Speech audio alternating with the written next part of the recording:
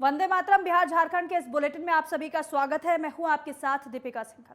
मुख्यमंत्री हेमंत सोरेन सचिव विनय कुमार चौबे के सुपुत्र विवान चौबे और आहान चौबे के उपनयन संस्कार कार्यक्रम में शामिल होने उनके डोरंडा एजी कॉलोनी स्थित आवास पहुंचे। मुख्यमंत्री ने इस अवसर पर विवान चौबे और आहान चौबे को आशीर्वाद और उज्जवल भविष्य की शुभकामनाएं दी। वहीं मौके पर मुख्यमंत्री के सचिव विनय कुमार चौबे और साथ ही साथ उनके अन्य परिजन भी मौजूद थे।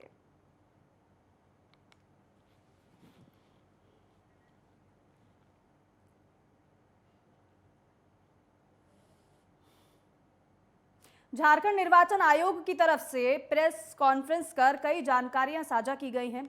इस कड़ी में राज्य निर्वाचन आयुक्त डीके तिवारी ने कहा है कि राज्य में पंचायत चुनाव निष्पक्ष तरीके से हो, इसके लिए आयोग पूरी तरीके से प्रयासरत है और सही तरीके से चुनाव कराने के लिए राज्य सरकार से जो सहयोग चाहिए उसके लिए राज्य सरकार के अधिकारियों को बता दिया गया है। जबकि रामगढ़ के पतरातू में एक प्रत्याशी द्वारा दूसरे उम्मीदवारों को धमकाने का मामला सामने आने के बाद राज्य निर्वाचन आयोग ने पतरातू जिला परिषद संख्या 5 में चुनाव सस्पेंड कर दिया है। पतरातू जिला परिषद संख्या 5 के लिए कुल मिलाकर 10 नाम पत्र बिके थे, लेकिन एक प्रत्याशी की ओर से डरा धमकाकर दूसरे उम्मीदवार को नामांकन करने से रोका गया। इस तरह की घटना से निष्पक्ष चुनाव नहीं हो सकता है और इसलिए वहां चुनाव रोका गया है। पतरातू की जिला परिषद संख्या 5 में बाद में चुनाव कराया जाएगा।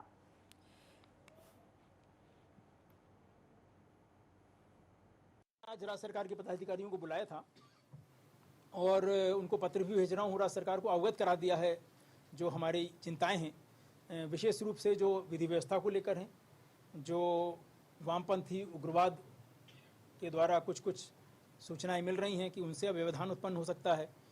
तो ऐसी चीज़ों को लेकर जो भी हमारे जिले के निर्वाची पदाधिकारी हैं, उपायुक्त हैं, उनके द्वारा जो भी मांग की गई है उस पर ध्यान देने के लिए और थोड़ा कोऑर्डिनेशन करने के लिए हमने राज्य सरकार को आज बुला के इससे अवगत भी करा। और अवैध खनन के मामले में झारखंड समेत कई राज्यों में ईडी ने बड़ी कार्रवाई की है। झारखंड, बिहार, राजस्थान, हरियाणा, पश्चिमी बंगाल और एनसीआर के 18 जगहों पर ईडी ने एक छापेमार कार्रवाई को अंजाम दिया है। रांची में आईएएस अधिकारी पूजा सिंघल के सरकारी आवास और उनके पति के आवास समेत कई जगह पर ईडी ने छापा मारा है। व्यवसायी अमित अग्रवाल के भी कई ठिकानों पर छापेमारी हुई है। खबर तो यह भी है कि ईडी की टीम दिल्ली से आई है। छापेमारी के दौरान ईडी के हाथ कई महत्वपूर्ण दस्तावेज लगे हैं। वहीं आईएएस पूजा सिंघल के आवास पर छापेमारी कर 25 करोड़ से ज्यादा कैश बरामद हुआ है, जिसके बाद कैश गिनने के लिए कई मशीनें मंगवाई गई हैं।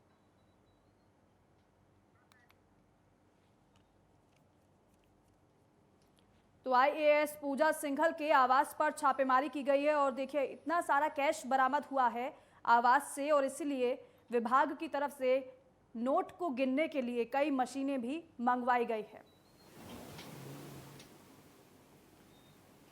तो फिलहाल तमाम मशीनों के द्वारा इन नोटों की गिनती लगातार जारी है। आईएएस पूजा सिंघल के आवास पर छापा मारा गया, लेकिन यह भी जानकारी है कि ईडी के हाथ कई महत्वपूर्ण दस्तावेज भी लगे हैं। 25 करोड़ से ज्यादा का कैश बरामद हुआ है, जिसकी गिनती लगातार जारी है।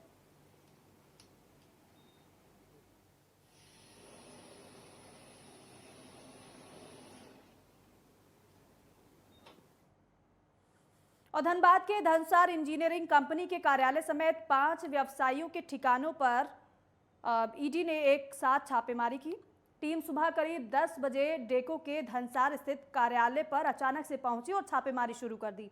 हालांकि कुछ लोग इसे बीसीसीएल विजिलेंस तो कुछ लोग आयकर की छापेमारी बता रहे हैं।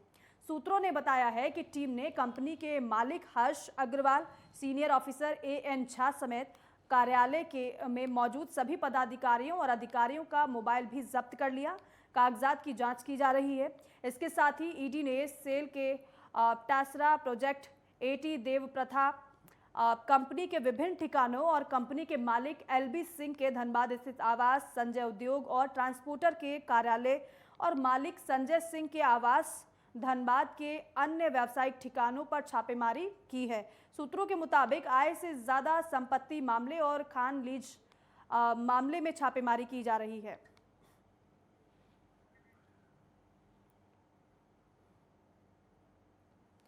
और झारखंड में एक बार फिर मौसम ने करवट बदल ली है, जहां रांची में जमकर बारिश हुई है और इसके बाद मौसम सुहावना हो गया है। बारिश के बाद लोगों ने राहत की सांस तो ली है।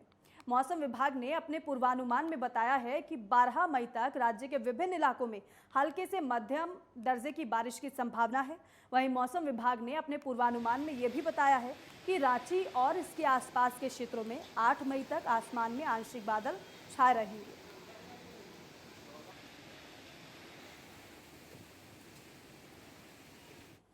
और गुमला पुलिस अधीक्षक त्रिस्तरीय पंचायत चुनाव की तैयारी की समीक्षा उन्होंने की है। हालांकि जहां कुरुमगढ़ थाने में पुलिस अधीक्षक ने तैयारी की समीक्षा की, संवेदनशील मतदान केंद्र जैसे कि तबेला, सिविल, बामदा और क्लस्टर का भी भौतिक रूप से जांच कर आवश्यक दिशा निर्देश दिए गए हैं।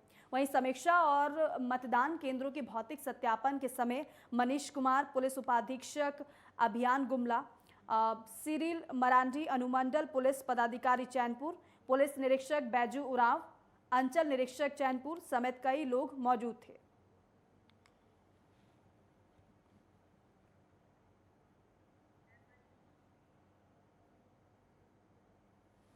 देवघर प्रखंड के महतूडीही उदयपुरा पंचायत के उदयपुरा गांव में ग्रामीणों ने वोट बहिष्कार का ऐलान किया है। उदयपुरा गांव में 500 से ज़्यादा वोटर हैं, लेकिन 300 से ज़्यादा वोटर को 1.5 से 2 किलोमीटर दूर महतोडी बूथ पर भेज दिया गया है, जिससे ग्रामीण काफ़ी नाराज़ हैं। पूरा गांव अब संगठित हो चुका है और बूथ बदलाव को लेकर नाराज़गी जाहिर कर रहा है। वहीं ग्रामीणों का कहना है कि इतनी संख्या में उदयपुरा में वोटर हैं, लेकिन साजिश के तहत 10 नंबर 10 के मतदाताओं को 1.5 से 2 किलोमीटर दूर महतोडीही बूथ संख्या 9 पर जोड़ दिया गया है, जिससे ग्रामीणों में नाराजगी है। वहीं ग्रामीणों का साफ ये भी कहना है कि इनके घर छोटे छोटे बच्चे हैं, कई बुजुर्ग हैं जो कि इतने दूर मतदान केंद्र पर वोट डालने नहीं जा सकते हैं। ऐसे में सरकार से अनुरोध किया गया है कि वो इनके गाँव में ही पूर्व की भांति मतदान केंद्र बनाए। अगर ऐसा नहीं होता है तो फिर पूरे ग्रामीण वोट का बहिष्कार करेंगे।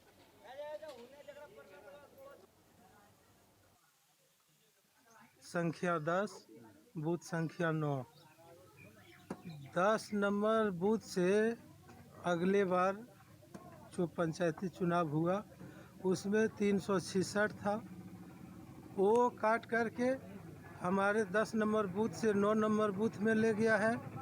और दूसरे गांव यहाँ से 5 किलोमीटर दूरी है मिसर जमुआ का, वो ला करके यहाँ दूसरे गांव का वोटर का नाम दे दिया। और हम लोग का गांव जैसे महिला है, बूढ़ा बुजुर्ग आदमी है, वो सब का यहाँ से काट करके 9 नंबर बूथ में ले गए हैं। उसका सुधार किया जाए तब हम लोग इसमें सहमति हैं, और नहीं तो हम लोग वोट बहिष्कार करेंगे। और गांव की सरकार बनाने के लिए पंचायत स्तरीय जनप्रतिनिधि ने कमर कस ली है। हजारीबाग जिला के अंतर्गत बरही, पद्मा, बरकट्टा, चलकुसा और चौपारण में प्रथम चरण का मतदान 14 मई को संपन्न होगा। सभी उम्मीदवार अपने विकास के दावे तो कर रहे हैं, तो वहीं दूसरी तरफ एक दूसरे पर आरोप प्रत्यारोप भी लगा रहे हैं। बरही प्रखंड के पश्चिमी जिला परिषद उम्मीदवार रेणु देवी ने जनसंपर्क अभियान चलाकर जनता से समर्थन मांगा है, तो वहीं उम्मीदवार रेणु देवी ने ईवीएम के क्रम संख्या 7 पर बटन दबाकर बक्सा छाप को विजयी बनाने की अपील भी की है। जिला परिषद उम्मीदवार रेणु देवी ने कहा है कि मैं बरही पश्चिमी क्षेत्र की जनता को विकास की राह पर लगातार अग्रसर रखूंगी। उन्हें गली से लेकर आवास योजना समेत प्रखंड क्षेत्र में कृषि, विधवा पेंशन योजना, वृद्धा पेंशन योजना, रोजगार सृजन करना समेत जिले की योजनाओं को प्रखंड स्तर पर उतारने का भरसक प्रयास करूंगी। वहीं जनसंपर्क अभियान के दौरान मतदाताओं ने ये कहा है कि बरही पश्चिमी जिला परिषद उम्मीदवार के रूप में रेणु देवी शिक्षित उम्मीदवार हैं। उनके पति बद्री यादव पिछले 20 सालों से राजनीति कर रहे हैं और आज तक जनता की सेवा कर रहे हैं। उनकी पत्नी भी जिला परिषद चुनाव जीत के आएंगी और क्षेत्र में अपने पति की तरह ही सेवा भाव से विकास कार्य करेंगी।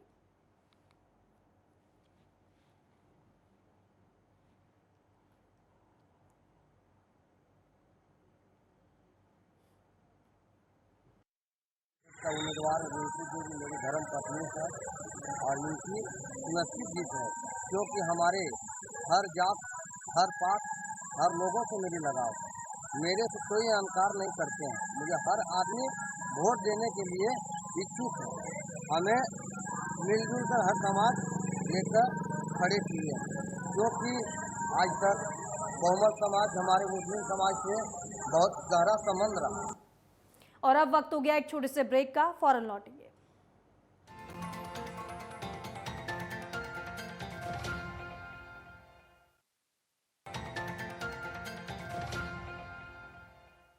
ब्रेक के बाद स्वागत है आप सभी का। देवघर के मोहनपुर प्रखंड के चौपा मोड़ के पास सरकारी शराब दुकान में असिस्टेंट का काम करने वाले सुधीर कुमार यादव की रहस्यमयी परिस्थिति में मौत हो गई है। वहीं घटना के संबंध में परिजनों ने बताया है कि इनके भाई सुधीर कुमार यादव की नियुक्ति मोहनपुर के चौपा मोड़ स्थित सरकारी शराब दुकान में असिस्टेंट के तौर पर 4 से 5 दिन पहले हुई थी। किस परिस्थिति में इसकी मौत हुई है ये कोई नहीं बता पा रहा है। परिजनों ने इनके दोनों कर्मियों पर साजिश का आरोप लगाया है। फिलहाल पुलिस ने शव को कब्जे में लेकर देवघर सदर अस्पताल भेजा है, जहां पर डॉक्टर्स ने उसे मृत घोषित कर दिया। फिलहाल पुलिस मामले की जांच कर रही है।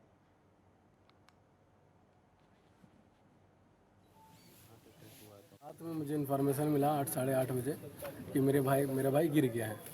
ठीक है, वो कहाँ पे? तो मोहनपुर हाट में सरकारी शराब दुकान पेट्रोल पंप के पीछे चौपा मोड़ से पहले वहाँ पे। जब हम लोग वहाँ गए तब तक वो अचेत अवस्था में, वो उसको ऑटो पे बैठाया जा चुका था। किसके द्वारा? वो प्रशासन के द्वारा, प्रशासन आ चुका था तब तक। लेकिन बाद में पता चला मुझे ये घटना 1 घंटे 1.5 घंटे पहले की है। उसके 2 सहकर्मी हैं, एक पप्पू कुमार यादव और एक बबलू झा है। वो दोनों, मुझे ये बात करना है, अगर वो दोनों को जानकारी पहले से 1 घंटा 1.5 घंटा पहले की घटना है तो उन्होंने इन्फॉर्म क्यों नहीं? और हजारीबाग के हरली ग्राम में हुए सड़क दुर्घटना में 7 स्कूली बच्चे और एक अभिभावक घायल हो गए। घायलों को तुरंत इलाज के लिए शेख मेडिकल कॉलेज अस्पताल हजारीबाग भेजा गया है, जिसमें से एक बच्चे को गंभीर चोटें होने की वजह से उसे रांची रिम्स रेफर कर दिया गया। आपको बता दें कि सभी बच्चे आदर्श इंदिरा गांधी पब्लिक स्कूल के बच्चे थे और ऑटो से स्कूल जा रहे थे। हरली चौक पर ऑटो रोककर एक बच्चे को बैठाया जा रहा था और इसी दौरान तेज रफ्तार में आ रहे गाड़ी ने ऑटो को सीधा टक्कर मार दी, जिसमें एक अभिभावक और 7 स्कूली बच्चे घायल हो गए। गाड़ी था, ऑटो बच्चा को ले जा रहा था, रुका हुआ था साइड में, वो अपना बच्चा को उठा रहा था। तो एक पेरेंट्स अपना बच्चा का बैग डाल रहे थे, उधर से एक गाड़ी इतना स्पीड में आया और आके एकदम सामने से खूब जोरदार का टक्कर दिया, जिसमें ऑटो उलट गया और जो पेरेंट्स थे उसी पर गिरा, ड्राइवर पर गिरा ऑटो, और बच्चा बहुत सारा गाड़ी में ही जख्मी हो गया। किसी का सर फटा, किसी का कुछ हुआ, बहुत ज़्यादा एकदम 8-9 बच्चा का ज़्यादा ये हो गया। उसको अभी हम लोग लेके आए हुए हैं सदर अस्पताल इलाज के लिए, जिसमें से एक बच्चा का बहुत ज़्यादा हो गया, उसको रांची रेफर किया गया है। घटना कहाँ पे हुई? हरली में एकदम बीच चौक में, चौराहे में। और उपायुक्त गुमला सुशांत गौरव ने विकास कॉलोनी परिसर स्थित पदाधिकारी कर्मचारी आवास का अवलोकन कर आवश्यक दिशा निर्देश दिए हैं। वहीं निरीक्षण के क्रम में उपायुक्त ने विकास कॉलोनी परिसर के 4 दीवारी की ऊंचाई बढ़ाने का निर्देश दिया है। साथ ही साथ उन्होंने सुरक्षा के दृष्टिकोण से 4 दीवारी पर कंटीले तार लगाने के भी निर्देश दिए हैं।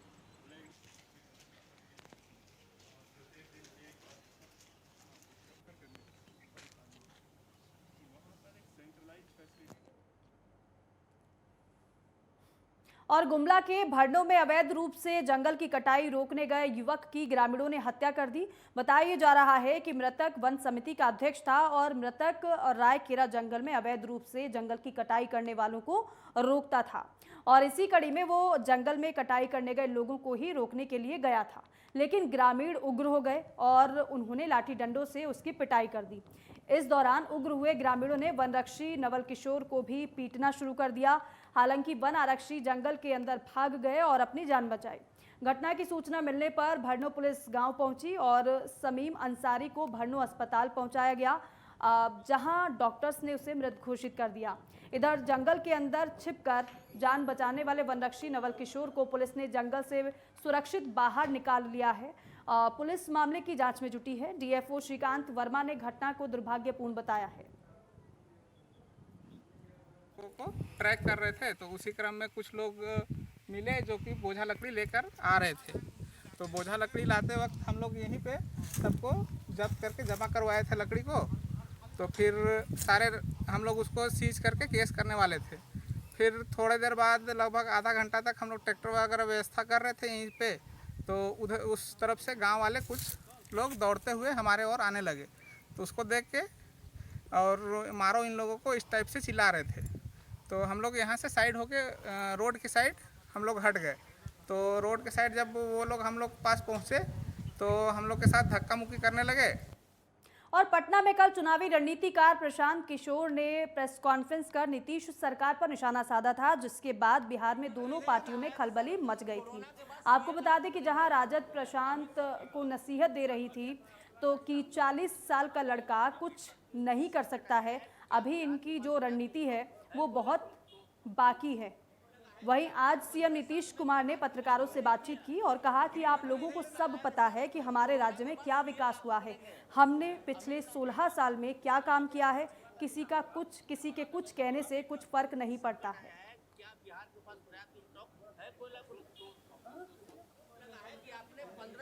तो आप लोगों को पता है कि किया है कि नहीं किया है। कौन क्या बोलता है उसका कोई महत्व नहीं है, महत्व है सत्य का। तो आप सब जानते हैं कि क्या हुआ है और कितना काम किया गया है। तो इन सब चीजों का तो हम आपसे आग्रह करेंगे कि खुद ही करिए। लोग किसी की बात का महत्व नहीं देते हैं कि कोई क्या बोला है उसका हम जवाब दें, लेकिन ये तो आप स्वयं खुद जानते ही हैं। तो आप ही लोग बता दीजिए, जवाब दे दीजिए। हम यही आग्रह करते हैं कि हम तो जो भी केंद्र का निर्णय होगा, और सबसे बड़ी बात है कि क्या चीज है अभी कोरोना का बढ़ रहा है, तो हम तो ज्यादा चिंता हम लोग है कोरोना से लोगों की रक्षा करने की। और खबर पश्चिमी चंपारण जिले के रामनगर से है, जहां सूबे के सबसे सुदूर इलाके में आदिवासी महिलाएं मशरूम की खेती कर आत्मनिर्भर बन रही हैं। महिलाओं का समूह अन्य महिलाओं को भी रोजगार से जोड़ रहा है। जीविका दीदी और राष्ट्रीय बागवानी मिशन इनके लिए वरदान साबित हो रहा है।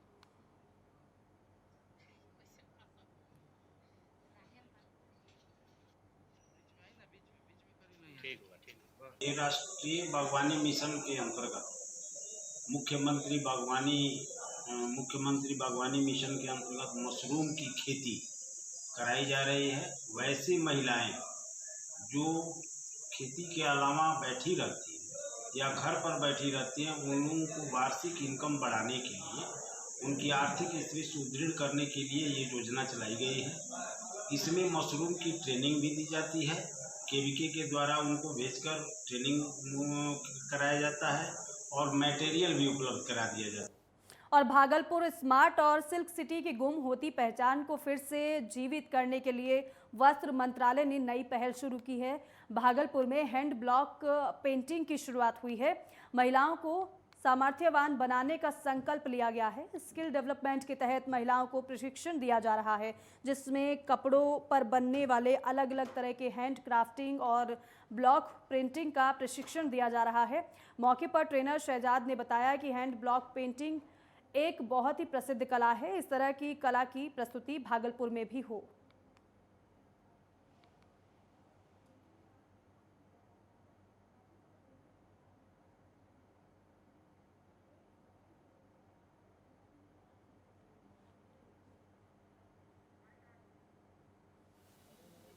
यहाँ पे 30 बच्चों का एक ग्रुप बनाया गया था, जिसमें कि वो सारे बच्चे जो कहीं ना कहीं किसी कपड़े से रिलेटेड काम करते हैं, और कुछ ऐसे बच्चे हैं जो पढ़ लिख कर अनएम्प्लॉयड है।